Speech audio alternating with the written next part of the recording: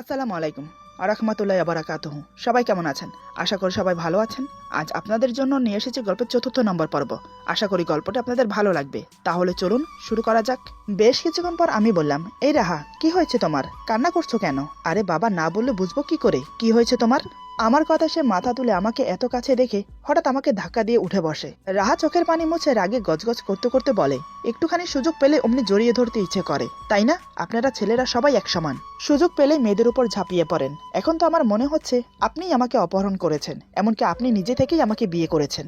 এসব আপনার প্ল্যান ছিল, এখন আমার কাছে সাধু সাচ্ছেন, তাই না? ছি, ভাবতে আমার ঘৃণা লাগে যে এমন একটা ছেলের সাথে আমার বিয়ে হয়েছে। আমি শুধু আহাম্মকের মতো ওর দিকে তাকিয়ে রইলাম। ওর কথায় আমার রাগ হচ্ছে প্রচুর। এদিকে রাহা খুব রেগে আছে। আমি রেগে গিয়ে কিছু বলতে গেলে সমস্যা বাড়বে বই কমবে না, তাই চোখ মুখ বন্ধ করে জোরে জোরে শ্বাস নিতে লাগলাম রাগটা কমানোর জন্য। বলা যায় রাগ কমানোর এটা একটা টেকনিক, আর এমনিতেও হাদিসে আছে রাগ মানুষকে ধ্বংসের পথে ঠেলে দেয়। রাগ দেখিয়ে কখনো কোনো কিছু সমাধান করা যায় না, এমনকি রাগ সম্বরণকারীদের জন্য আলাদা নেকি দানের উল্লেখ আছে। আমাদের প্রিয় নবী হযরত মুহাম্মদ সাল্লাল্লাহু আলাইহি সাল্লাম বলেছেন, হে উম্মতগণ, এমন কাজ থেকে বিরত থাকো যে কাজ তোমাদের ভিতরে রাগ সৃষ্টি করে, একে অপরের সাথে ঝগড়া বিবাদ মারামারি করতে বাধ্য করে। রাগ মানুষকে পাপের পথে ঠেলে দেয়, তাই কেউ রেগে গেলে তার সাথে ঠান্ডা মেজাজে এমনকি মুচকি হেসে কথা বলবে, নয়তোবা চুপ থাকবে। যে রাগ সম্বরণ করে তার আমল নামায় যেমন নেকি লেখা হয়, তেমনি যে চুপ থাকে তার আমল নামায়ও নেকি লেখা হয়। আল হাদিস। যাই হোক, বেশ কিছুক্ষণ পর আমি উঠে বসলাম। পাশে থাকা টি টেবিলে রাখা পানির গ্লাসটা ওকে এগিয়ে দিয়ে বললাম, পানিটা খেয়ে নাও। রাহা হাত দিয়ে সরিয়ে বলে, আমি খাবো না। আমি বললাম, পানিটা খেয়ে নিতে বলছি। রাহা একবার আমার মুখের দিকে তাকিয়ে পানির গ্লাসটা নিয়ে ঢকঢক করে পানিটা খেয়ে নিল। আমি খুব ঠান্ডা গলায় বললাম, দেখো, বারবার আমাকে দোষ দেওয়াটা না বন্ধ করো। তুমি এত আহামরি সুন্দরী না যে তোমাকে তুলে নিয়ে গিয়ে বিয়ে করতে হবে। আচ্ছা, তুমি আমাকে এটা বলো তো, পুলিশকে তুমি খবর দিয়েছিলে নাকি আমি খবর দিয়েছিলাম? তুমি যদি পুলিশকে খবর না দিতে তাহলে আমাকে ট্যাপে পড়ে তোমাকে বিয়ে করতে হতো না। আমার কোনো শখ জাগেনি, বুঝলে, তোমার মতো মেয়েকে বিয়ে করার। নিহাত মান সম্মানের কথা চিন্তা করে তোমাকে বিয়ে করেছি, আর বাকি রইল তোমাকে ছোঁয়ার। আচ্ছা, তুমি আমাকে একটা কথা বলো তো, তোমার আমার বিয়ে হয়েছে পর্যন্ত আমি কতবার তোমার কাছে এসেছি, এমনকি তোমার চোখে চোখ রেখে কতবার কথা বলেছি। এক বিছানায় থাকি না পর্যন্ত ছোঁয়ার তো কোনো প্রশ্নই আসে না। বারবার তুমি আমার উপর এসে পড়ো, এমনকি আমাকে জড়িয়ে ধরো। তখন আমি বাধ্য হই তোমাকে না চাইতেও জড়িয়ে ধরতে। সেটা যদি আমার অন্যায় হয়ে থাকে তাহলে আমি সরি বলছি, পারলে আমাকে ক্ষমা করো। আর আজকের পর থেকে আমার থেকে দূরত্ব বজায় রেখে থাকবে। না তোমার প্রতি আমার কোনো ইন্টারেস্ট আছে, না তোমার এই শরীরটার প্রতি। আমি ওই ধরনের ছেলে না। আর একটা কথা, তুমি এত রাতে কান্না করছিলে কেন? কি হয়েছিল? বাজে কোনো স্বপ্ন দেখেছো বুঝি? রাহা এবার নিজের ভুলটা বুঝতে পারে যে সে আমাকে ভুল বুঝে অযথা আমার উপর রাগারাগি চেঁচামেচি করেছে। রাহা কান্না মিশ্রিত কণ্ঠে বলে, সরি, হঠাৎ আপনাকে এত কাছে দেখে আমি ভেবেছিলাম অন্য কিছু, তাই নিজেকে ঠিক রাখতে পারিনি। ভুল হয়েছে আমার, মাফ করে দিন। আমি বললাম, আর কান্না করছিলে কেন? রাহা বলে, হঠাৎ মা বাবার কথা মনে পড়েছে তাই। আমি বললাম, এটাই স্বাভাবিক, অনেকদিন ধরে তাদেরকে দেখছো না, তাই হয়তো মন খারাপ করছে। তুমি বরং একটা কাজ করো, কাল বাবার সাথে তোমাদের বাড়িতে চলে যাও। এমনিতেও কাল বাবা তোমাদের বাড়িতে যাবে। রাহা আমার দিকে তাকিয়ে বলে, সত্যি যাব? আমি বললাম, হ্যাঁ যাবে। রাহা বলে, আপনি কিছু মনে করবেন না তো? আমি বললাম, এখানে কিছু মনে করার কি আছে? তোমার নিজের বাড়িতে তুমি যেতেই পারো, সেখানে আমি কেন কিছু মনে করব? রাহা বলে, আপনি যাবেন না আমার সাথে? আমি বললাম, এখানে আমার যাওয়ার কথা আসছে কেন? আর এমনিতেও আমি গিয়েই বা কি করব? বাবা যাচ্ছে তোমার বাবার সাথে কথাবার্তা বলে আসবে। আমার পরিবার মেনে নিয়েছে আমাদের বিয়েটা। এখন প্রশ্ন হলো, তোমার ফ্যামিলি এই বিয়েটা মেনে নেবে তো? যদি মেনে নেয় তাহলে সব ঝামেলা মিটেই গেল, আর যদি মেনে না নেয়? রাহা বলে, আর যদি আমার ফ্যামিলি মেনে না নেয় তাহলে কি আপনি আমাকে ছেড়ে দেবেন? খুবই করুণ সুরে কথাটা বলে রাহা। আমি ওর মলিন মুখের দিকে তাকিয়ে বললাম, জানি না, দেখা যাক কি হয়। এখন ঘুমিয়ে পড়ো, পরেরটা পরে দেখা যাবে। এই বলে আমি উঠতে যাব। তখনই রাহা বলে, কোথায় যাচ্ছেন? আমি বললাম, ঘুমোতে। রাহা বলে, ঘুমোতে মানে আপনি খাটে ঘুমোবেন না? আমি বললাম, না। রাহা বলে, কেন? আমার কথায় বুঝি রাগ করেছেন? আমি বললাম, রাগ করাটা কি স্বাভাবিক নয়? কিছু না করেও যখন একটা মানুষ বারবার অপমানিত হয় তখন সেটা ইগোতে লাগে। তার চেয়ে বেটার আমি তোমার থেকে দূরে থাকি, সেটাই ভালো হবে। রাহা বলে, আমাকে ক্ষমা করবেন, আসলে আমি বুঝতে পারিনি। হঠাৎ কি থেকে যে কি হয়ে গেল সত্যি আমি জানি না। বিশ্বাস করুন, আমি মন থেকে আপনাকে কিচ্ছু বলিনি। আমি বললাম, থাক, আর কিছু বলতে হবে না, রাত অনেক হয়েছে, ঘুমিয়ে পড়ো। এই বলে আমি আবার খাটে এসে শুয়ে পড়লাম। রাহাও চুপচাপ আমার পাশে শুয়ে পড়লো। দুজন দুই দিকে ফিরে শুয়ে আছি, কারোর মাঝে কোনো কথা হচ্ছে না। দেখতে দেখতে রাত কাবার হয়ে গেল। সকাল থেকে রাহার মন ফুরফুরে, কারণ সে নিজের বাড়িতে যাবে। কতদিন পর মা বাবাকে দেখবে, নিজের চেনা মানুষগুলোকে দেখবে। চেনা বাড়িতে আজ অনেক দিন পর পা রাখতে যাচ্ছে। হঠাৎ সবাই ওকে দেখে কি করবে? ওদের রিয়েক্ট কেমন হবে, তারপর যখন শুনবে ওর বিয়ে হয়ে গেছে তখন সবার মুখের প্রতিক্রিয়া কেমন হবে, সবকিছু ভালো ভালো মিটে যাবে তো। আরো নানান রকমের কথা ভাবতে লাগলো। দেখতে দেখতে সকাল গড়িয়ে দুপুর, দুপুর গড়িয়ে বিকেল হলো। রাহা যাওয়ার জন্য রেডি হয়ে বসে আছে। এদিকে আমি ছিলাম না, আমি তখন অফিসে ছিলাম। আমাকে না বলে, এমনকি আমাকে না দেখে যাওয়ার কোনো ইচ্ছে ছিল না রাহার, কিন্তু সেটা মুখে প্রকাশ করে বলতে পারছে না লজ্জায়। বাধ্য হয়ে বাবার সাথে চলে গেল নিজের বাড়িতে। প্রায় ঘন্টাখানেক পথ চলার পর ওদের বাড়িতে গিয়ে পৌঁছলো। বাবাকে সাথে করে নিয়ে মেন দরজার কাছে দাঁড়িয়ে কলিং বেল প্রেস করতেই মেয়েটির মা এসে দরজা খুলে দিল। দরজা খুলে রাহাকে দেখে ওর মা তো অজ্ঞান হয়ে পড়ে যাওয়ার মতো অবস্থা। রাহা তাড়াতাড়ি মা বলে জড়িয়ে ধরে ফেলে। তারপর আর কি, বাবা মা দুজনেই মেয়েকে নিয়ে ব্যস্ত হয়ে পড়লো। ভাই তখন ঘরে ছিল না, অফিসে ছিল, তাই ভাইকে ফোন করা হলো। বোন ফিরেছে শোনার সাথে সাথে অফিসের সব কাজ ফেলে ছুটে এলো। বাবাকে ওর সাথে দেখতে পেয়ে মনে করেছে বাবা ওকে রাস্তা পেয়ে নিয়ে এসেছে, তাই বাবার হাত ধরে সবাই ধন্যবাদ জানাচ্ছে। এতক্ষণ রাহা কিছু বলছে না, মা বাবা ভাই যা বলছে সব শুনে যাচ্ছে। হঠাৎ রাহা বাবাকে উদ্দেশ্য করে বলে, বাবা আপনি বসুন, আমি আপনার জন্য চা নাস্তার ব্যবস্থা করছি। বাবা বলে, আরে না বৌমা, কিছু করতে হবে না, তুমি এখানে বসো। রাহাকে ফিরে পেয়ে যে শান্ত পরিবেশটা সৃষ্টি হয়েছিল, এখন বাবা আর রাহার কথা শুনে যেন বোম ব্লাস্ট হওয়ার মতো পরিবেশ হলো। রাহার মা বাবা ভাই সবাই একে অপরের মুখ দেখা দেখি করছে। রাহা এই লোকটাকে বাবা কেন ডাকছে, আর এই লোকটাই বা কেন ওকে বোমা বলে সম্বোধন করছে? কি হচ্ছে? কারো মাথায় কিছুই আসছে না। সবাই এবার জিজ্ঞাসু চোখ নিয়ে বাবার দিকে তাকালো। এদিকে বাবা রাহার হাত ধরে পাশে বসে মাথায় হাত বুলাচ্ছে। বাবা বলে, দেখুন আপনাদের মনে অনেক প্রশ্ন জাগছে, তাই তো? এটাই স্বাভাবিক। তবে শুনুন, আমি বলছি আসলে কি হয়েছিল। তারপর বাবা আমার মুখ থেকে শোনা সব কথা ওদেরকে খুলে বলল। সব শুনে তো রাহার মা বাবার রেগে মেগে আগুন। তারা ভেবে বসেছে আমি তাদের মেয়েকে অপহরণ করেছি, আমি তাদের মেয়েকে আমাকে বিয়ে করতে বাধ্য করেছি। সবই আমার প্ল্যান ছিল। একে একে সবাই বাবাকে অপমান করতে লাগলো, অথচ বাবা মাথা নিচু করে মুচকি হাসছে। বাবা এখনো পর্যন্ত তার পরিচয় দেয়নি। এদিকে বাবাকে অপমানিত হতে দেখে রাহা চুপ করে থাকতে পারল না। এই 3 দিন সে আমার ফ্যামিলির সাথে ছিল। আমার পরিবার যে তাকে কতটা আপন করে নিয়েছে, কতটা স্নেহ করেছে, সেটা সে নিজের চোখে দেখেছে। এখন নিজের শ্বশুরকে অপমানিত হতে দেখে খুব খারাপ লাগছে ওর। রাহা বলে, তোমরা সবাই চুপ করবে?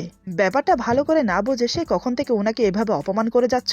একবার কি ভেবে দেখেছো, ওই সময়টায় ওনার ছেলের গাড়িতে যদি না থাকতাম, যদি অন্য কারোর গাড়িতে থাকতাম, তাহলে কি তোমরা আমাকে অক্ষত অবস্থায় পেতে? এতদিন হয়তো আমার শরীরটা চিল কাক ছিঁড়ে ছিঁড়ে খেত, নয়তোবা পাচার হয়ে যেতাম বাইরের কোনো দেশে। ওনার ছেলের গাড়িতে আমি কি করে এসেছি সেটা বড় কথা না। বড় কথা হলো উনি আমাকে এতদিন সম্মানের সাথে আগলে রেখেছেন। ইনফ্যাক্ট আমি ওনাকে ভুল বুঝে পুলিশকে খবর দিয়েছিলাম, কিন্তু সেখানেই মস্ত বড় ভুল করেছি আমি কি করে জানবো পুলিশ আর ম্যানেজার মিলে যে ওনাকে প্রেসার দেবে আমাকে বিয়ে করতে? তাই উনি বাধ্য হলেন আমাকে বিয়ে করতে, আর আমিও মান সম্মানের কথা চিন্তা করে ওনাকে বিয়ে করলাম। এখন এখানে অস্বীকার করার মতো কিছুই নেই। মেয়েদের জীবনে তো বিয়ে একবারই হয়, সেটা যেমন করেই হোক। আর তোমরা হয়তো জানো না উনি কে, কাকে তোমরা এতক্ষণ ধরে অপমান করছো। তারপর রাহা বাবার দিকে তাকিয়ে বলে, বাবা আপনি চুপ করে আছেন কেন, কিছু বলছেন না যে? বাবা মুচকি হেসে বলে, ওনারা যা বলছে বলুক না, এখানে কিছু মনে করার কি আছে? ওনাদের মেয়ে হারিয়েছে, ওনারা তো বলবেই। এটা কি স্বাভাবিক নয় মা? রাহা বলে, কিন্তু তাই বলে বাবা এতগুলো কটু কথা আপনি সহ করে যাবেন? আমার ফ্যামিলির হয়ে আপনার কাছে ক্ষমা চাইছি, পারলে আমাদেরকে ক্ষমা করে দেবেন বাবা। বাবা বলে, এই দেখো পাগলি মেয়ে, তুমি কেন শুধু শুধু ক্ষমা চাইছো? আমি কিছু মনে করিনি, তুমি ভেতরে যাও, আমি তোমার মা বাবার সাথে কথা বলি। বাবার কথা মতো রাহা সবার দিকে এক নজর তাকিয়ে চলে গেল। তারপর বাবা বলতে শুরু করলো, দেখুন যা হবার হয়ে গেছে। বর্তমান আপনার মেয়ে আমার ছেলের বউ। আমি চাই না বিয়েটা নিয়ে কোনো ঝামেলা হোক, তাই আপনাদের কাছে আসা। এমনিতে ওদের বিয়ে হয়ে গেছে, এখন চাই দুই ফ্যামিলি একসাথে হয়ে ওদের বিয়েটা আবার ধুমধামের সাথে দিতে। সমাজে আপনাদের আমাদের একটা মান সম্মান আছে, নিশ্চয়ই বুঝতে পারছেন আমি কি বলতে চাইছি। রাহার বাবা বলে, কিন্তু আপনি এখনো পর্যন্ত আপনার পরিচয় দিলেন না, কে আপনি? বাবা মুচকি এসে বলে, এতক্ষণ পর্যন্ত আপনি জিজ্ঞাসা করেননি আমার পরিচয়, তাই আমিও বলিনি। এখন যখন জিজ্ঞেস করছেন তাহলে বলি, বিজনেসম্যান তারিফুল হাসানের নাম শুনেছেন তো? নিশ্চয় শুনে থাকবেন, তাকে কে না চেনে? রাহার বড় ভাই বলে, আরে ওনাকে কে না চেনে, উনি তো অনেক বড় বিজনেসম্যান। সচরাচর ওনার কোম্পানির সাথে আমার একটা বিজনেস ডিল হয়েছে। তবে ওনার দায়িত্বে ওনার ছেলে আছেন, শুনেছি বাবার মতো ছেলেও খুব ভালো। তার সাথে আমার ডিল হয়েছে। ওনার সাথে কথা বলে বুঝলাম অনেক ভালো, অনেক অমায়িক। কিন্তু আপনি কে, তার কথাই বা কেন বলছেন? বাবা বলে, আসলে আমি সেই তারিফুল হাসান যার সাথে তুমি ডিল করেছো। সে হলো আমার একমাত্র ছেলে তানভীর হোসেন তন্ময়, যে কিনা বর্তমান তোমার বোনের হাজবেন্ড। বাবার কথাগুলো শুনে ওরা সবাই সেখানে ঠান্ডা বরফের মতো জমে গেল। কারোর মুখ দিয়ে কোনো কথা বের হচ্ছে না, সবাই যেন বাকরুদ্ধ হয়ে গেছে। এতক্ষণ পর্যন্ত তারা যাকে অপমান করেছে সে আর কেউ নয়, বিখ্যাত বিজনেসম্যান তারিফুল হাসান। আর লোকটা কি অমায়িক, চুপচাপ এতগুলো কথা শুনে গেল। কিন্তু মুখ দিয়ে একটা কথাও বলেনি। এত অপমান হওয়ার পরেও রেগে যাওয়ার বদলে মুখে একটা হাসি লেগেই আছে। সবাই সবার ভুল বুঝতে পেরে মাথা নিচু করে নিয়েছে। রাহার বাবা বলে, আমাকে ক্ষমা করবেন, আসলে আমি জানতাম না আপনি সেই বিখ্যাত বিজনেসম্যান তারিফুল হাসান। প্লিজ আমার ব্যবহারে কিছু মনে করবেন না। একে একে সবাই ক্ষমা চাইতে লাগলো। বাবা একগাল হেসে বলে, আরে এখানে ক্ষমা চাওয়ার কি আছে, আমি আপনাদের অবস্থা বুঝতে পারছি। মেয়ে হারিয়ে গেলে মা বাবার মনে অনেক নানান রকমের প্রশ্ন জাগে, তাই আপনারা উত্তেজিত বশতে আমাকে কিছু বলেই ফেলেছেন, তাতে আমি কিছু মনে করিনি। যাই হোক, সব বাদ দেন, এখন আসল কথায় আসুন। আপনারা তো সব শুনেছেন, এখন আপনাদের মতামত বলুন। রাহার বাবা বলে, বিয়েটা যখন হয়েই গেছে এখন না মেনে উপায় নেই। যদি বিয়েটা না হতো তাহলে হয়তো আমি এই বিয়েটা মেনে নিতাম না। আমার কথায় কিছু মনে করবেন না, কারণ তেল আর জল কখনো এক হতে পারে না। কোথায় আপনি আর কোথায় আমরা মধ্যবিত্ত ফ্যামিলি, আপনাদের সাথে আমাদের যায় না। আমি কি বলতে চাইছি নিশ্চয়ই বুঝতে পারছেন। বাবা বলে, দেখুন আপনি ভুল বললেন, সবাই এক সমান না। আমার ছেলে আপনার মেয়েকে বিয়ে করেছে বলে আমি এখানে আসিনি। এই বিয়েটা না হলেও যদি আমার ছেলে আপনার মেয়েকে পছন্দ করত, তারপরও আমি আসতাম আমার ছেলের জন্য আপনার মেয়ের হাত চাইতে। টাকা পয়সা কোনো মানে রাখে না, ওটা তো আল্লাহর দান। এখন দিয়েছেন, কখন আবার একসাথে সব টান দিয়ে নিয়ে যাবেন বলা যায় না। তাই ওসবের অহংকার আমি করি না। আমি সাধারণ মানুষ হিসেবে বাঁচতে চাই। দেখুন যা হবার হয়ে গেছে, ওসব টেনে লম্বা করে কোনো ফায়দা নেই। তার চেয়ে বরং বিয়ের তারিখ ঠিক করে ফেলি। আমার ছেলেকে তো আপনার ছেলে দেখেছে। আর হ্যাঁ, যদি আপনারা দেখতে চান তাহলে দেখতে পারেন, ফোন করলেই এখানে চলে আসবে। দাঁড়ান 1 মিনিট, এই বলে বাবা আমাকে ফোন দিয়ে আসতে বলে ঠিকানা দিয়ে দিল। আমি সোজা অফিস থেকে রাহার বাড়িতে গেলাম। আমাকে দেখার পর কারোর মুখ দিয়ে কোনো কথাই বের হলো না। এমন একটা ছেলেকে তাদের মেয়ের জামাই হিসেবে পেয়েছে, এটা যেন অনেক কিছু। হঠাৎ রাহা চা নাস্তা নিয়ে সেখানে এলো। আমাকে দেখে তো সে অবাক হয়ে যায়। সে মনে মনে বলে, লোকটা আসবে, আমাকে বললে কি হতো। এভাবে কেউ কাউকে সারপ্রাইজ করে। একে একে সবাইকে চা দিল, শুধু আমাকে ছাড়া। রাহার মা বলে, কিরে মা, জামাই বাবাজিকে চা দিলি না যে? রাহা বলে, এখনই দিচ্ছি। এই বলে সে ভিতরে চলে গেল। কিছুক্ষণ পর আমার জন্য 1 কাপ চা নিয়ে এলো। সেটা আমার হাতে দেওয়ার সময় দুজন চোকাচোকি হলাম। আমি আসাতে সে যে খুশি হয়েছে সেটা বেশ বুঝতে পারলাম। আমি কোনো কথা না বলে চাটা শেষ করলাম। এদিকে সবাই টুকিটাকি কথা বলছে। রাহা ওর বড় ভাইয়ের পাশে দাঁড়িয়ে আমাকে দেখছে। আমি বাবাকে বললাম, বাবা তোমার কথা বলা হয়েছে? বাবা বলে, কেন, তুই কি আবার বেরোবি নাকি? আমি হাতের ঘড়ির দিকে তাকিয়ে বললাম, একটা জরুরি মিটিং আছে আমার, তাই আমাকে এখন যেতে হবে। বাবা বলে, তা বেশ তো, যা, তবে যাওয়ার আগে ওনাদের কথা শুনে যা। রাহার বাবা বলে, আরে না না, আমাদের কিছু জিজ্ঞেস করার নেই, তবে বলছিলাম যে রাতের খাবারটা খেয়ে গেলে ভালো হতো না বাবা। আমি বললাম, না মানে বাবা, একটা জরুরি মিটিং আছে, এখন না গেলেই নয়। আপনারা অনুমতি দিলে আমি এখন আসতে পারি। তারপর সবার থেকে অনুমতি নিয়ে চলে আসলাম।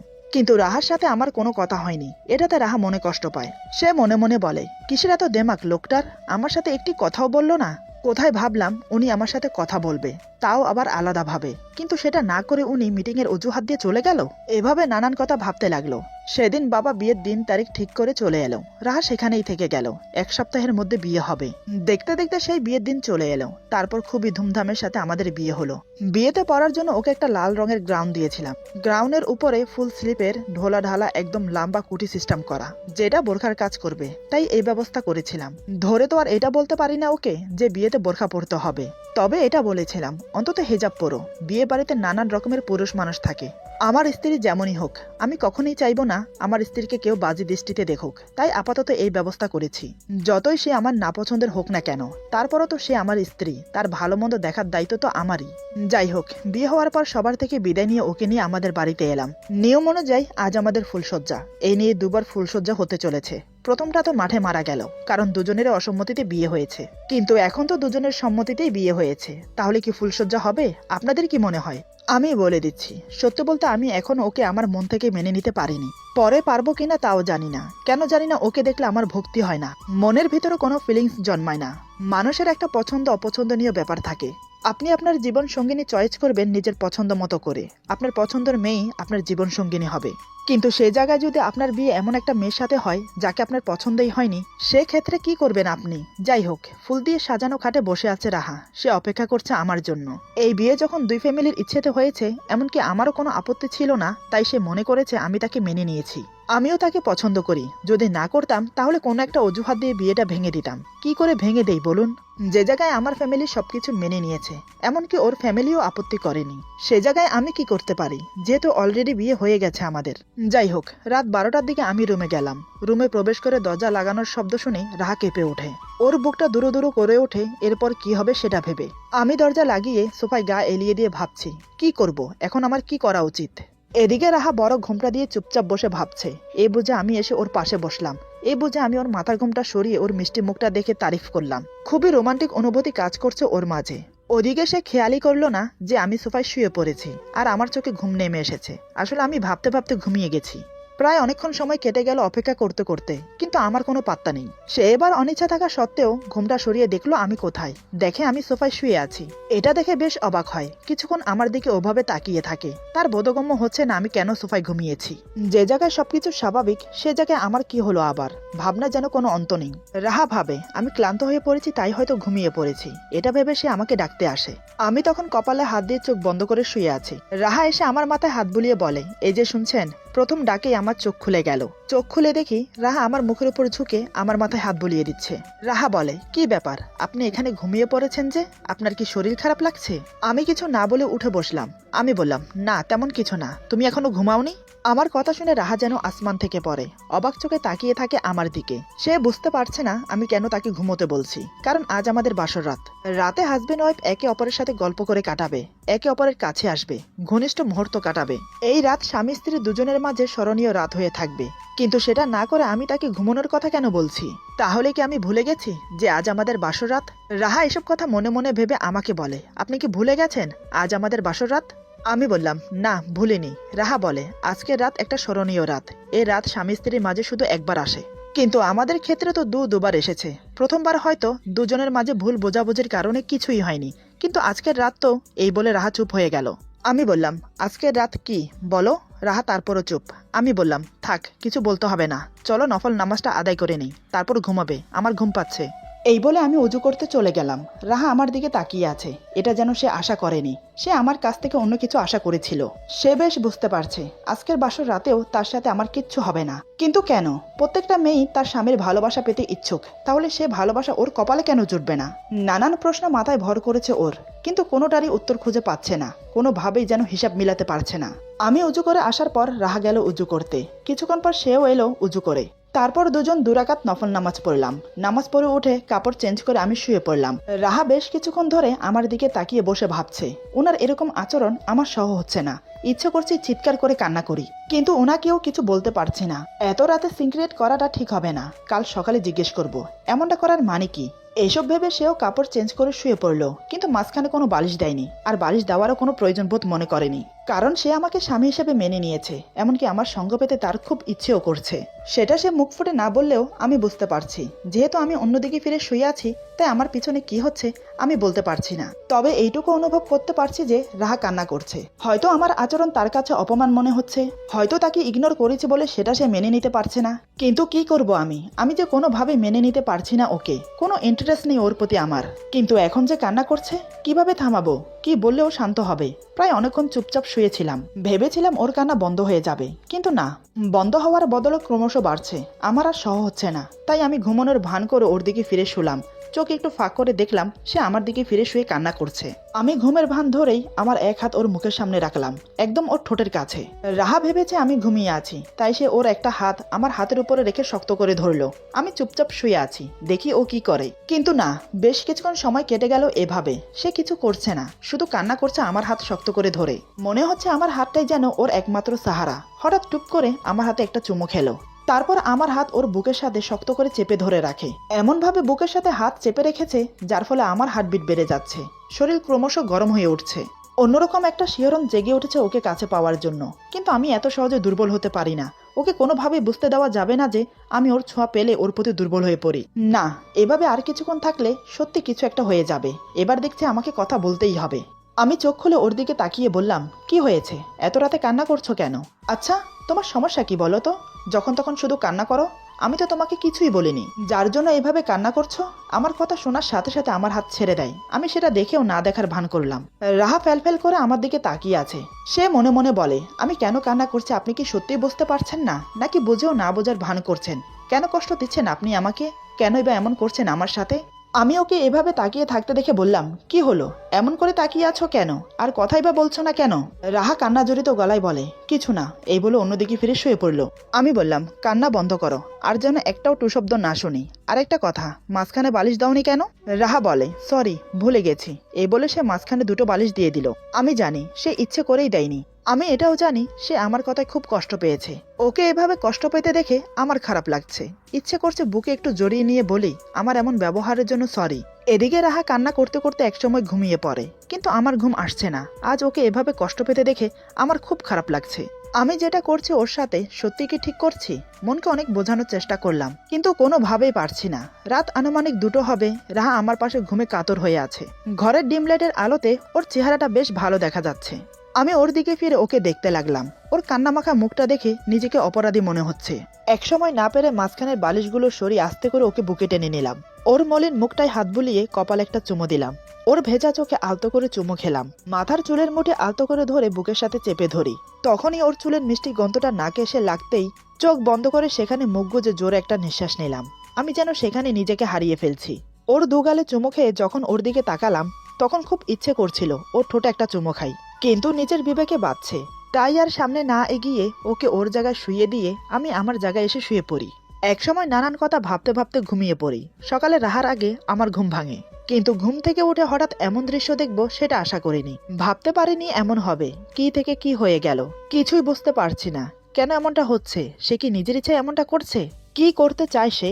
এরপর যা হলো। আজকের গল্প এখানে সমাপ্ত। গল্পের বাকি অংশ পেয়ে যাবেন আগামী পর্বে। আশা করি গল্পটা আপনাদের ভালো লাগবে। যদি ভালো লাগে তাহলে লাইক, কমেন্ট এবং সাবস্ক্রাইব করে আমাদের পাশে থাকবেন। পাশে থাকা বেল আইকন প্রেস করে দেবেন, তাহলে আমাদের নিত্য নতুন ভিডিও আপনাদের কাছে পৌঁছে যাবে। সবাই ভালো থাকবেন, বেশি বেশি করে শেয়ার করবেন। আল্লাহ হাফেজ।